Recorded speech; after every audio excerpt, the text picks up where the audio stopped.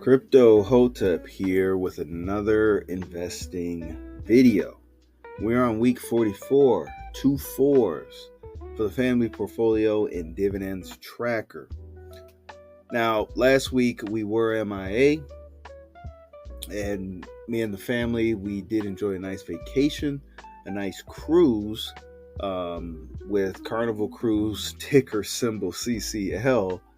But very good time. We had a very good chance to get away, and all in all, very good trip. We are back with week 44. And if you're unfamiliar with these videos, feel free to go to my channel, go to the first video, week number 1, and that'll give you a quick breakdown of my thought process, methodology, and strategy with this.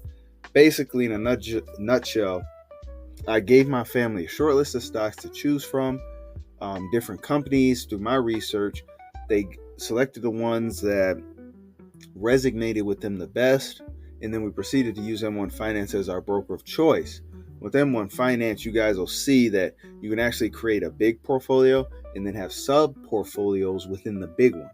So we had a big, the family portfolio. And then within the family portfolio, every one of my family members has his or her own sub-portfolios with their choice of stocks. And every week we go through the portfolio, go through account balances, we go through dividend activity, we go through market event or events, and all in all, how we're feeling about the markets, just to track this whole investment journey. But by no means, I should say, is this financial advice. So please do your due diligence if you're investing or trading any type of stocks, crypto, or metals. With that being said, we'll jump right in here. Before we go to week 44, we always look back at week 43. Week 43, we were at 1696.31 for an account balance, 0.74% year to date for money weighted rate of return, $12.21 for the market gain, and then the dividends earned was 29 cents. Now this week we are at a $1,700.35 account balance. So back at the $1,700 mark. Money weighted rate of return is negative though. Negative return. That's it. We're pulling our money out. I'm done investing. I knew it was a scam all along. I'm joking. So negative 0.1% of return, that equate to a negative $2.06 market gain in dividends earned. So what actually happened here? So let's go to the activity. We did have some dividend activity, which is nice, from the last video we made.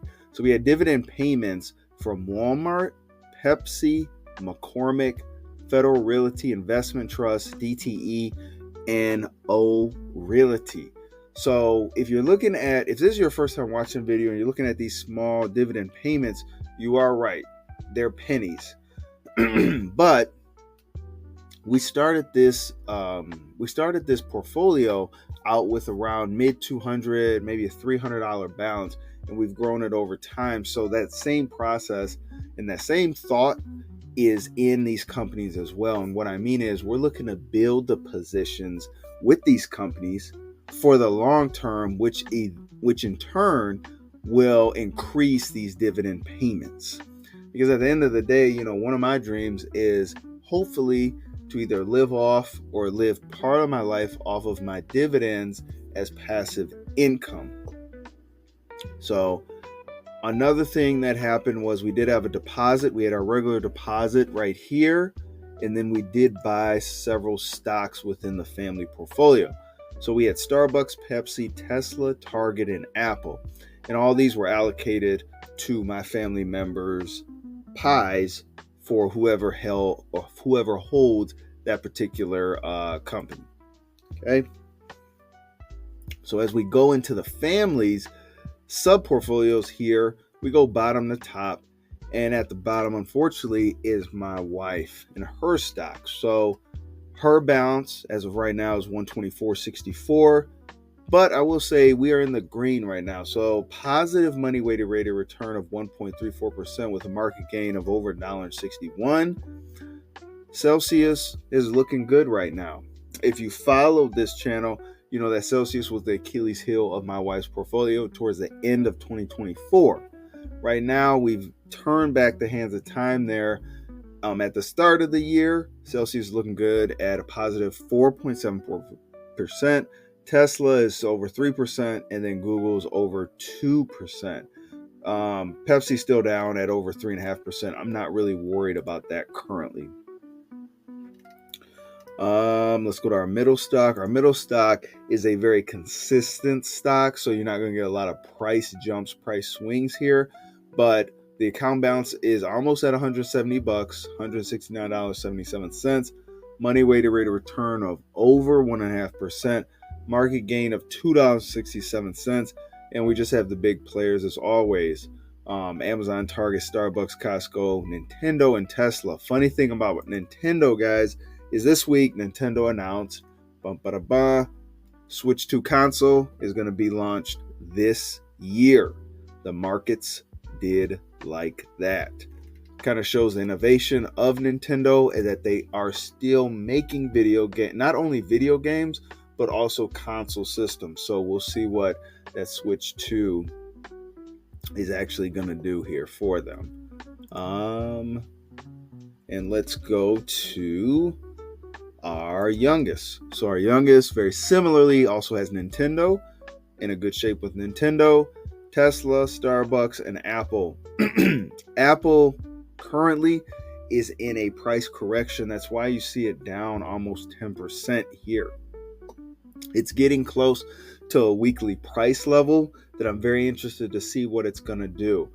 But whether it goes up or down, we'll still be buying Apple by any means here. Our youngest portfolio account balance is $195.10, so almost at $200 again. Market gain of $3.44 with a money weighted rate of return year to date of a 1.82%.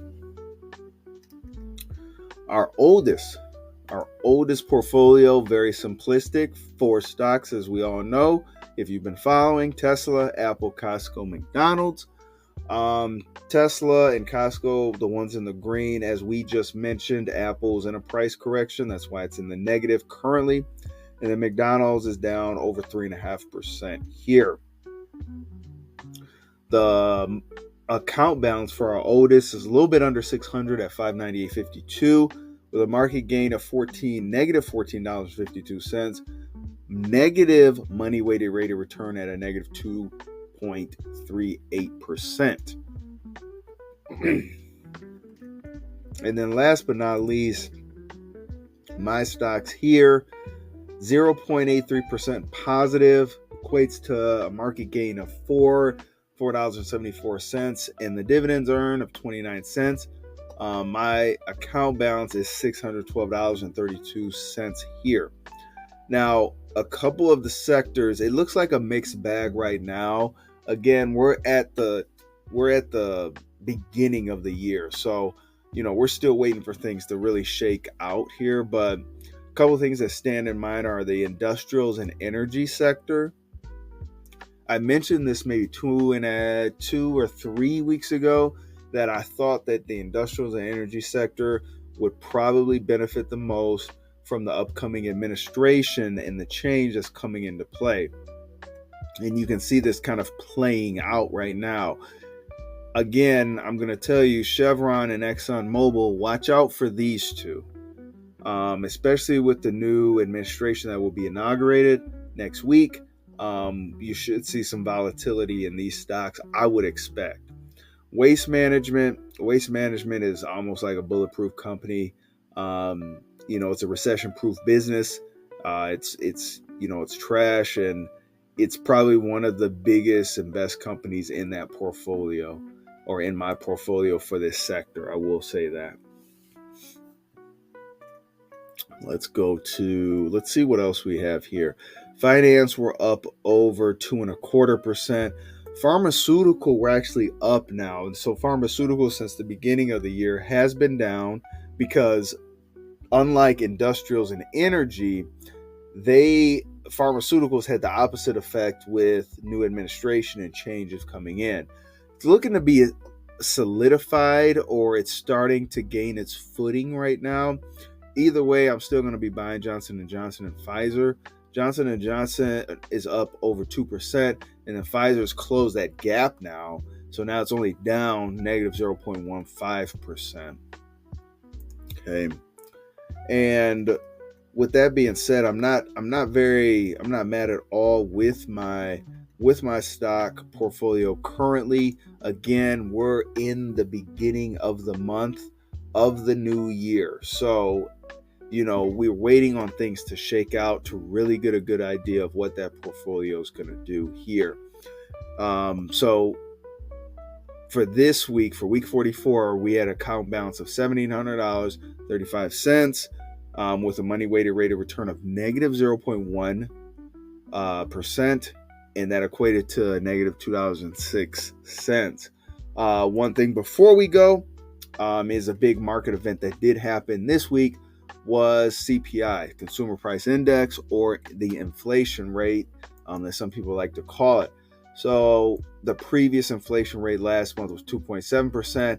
The forecast was 2.9%, meaning the estimate, and then the actual was 2.9%. So the markets actually love that. So the reason the markets love that is because the markets don't like surprises, especially bad surprises. So here we forecasted 2.9%, and that's what we got. So the markets did like that. Now, I would tell you this, if the markets got a 3.0%, meaning that inflation actually increased, then the markets would be in turmoil currently. But now that we just got what we said we would get, the markets like that, and they had a positive effect on it. And as you can see here, for the most part, we've been trending in this stagnant way for inflation since October. We had a little surprise to the upside on inflation in October, or should I say November. We've been stagnant since November. In October, we had that surprise of 0.1%, and then before that, we've had again same actual and forecast, and then we actually had a less actual than forecast, which is good on the markets as well. But all in all, guys, if you like these videos, feel free to like, subscribe, comment. Let me know what you think. But as always, thank you and happy investing.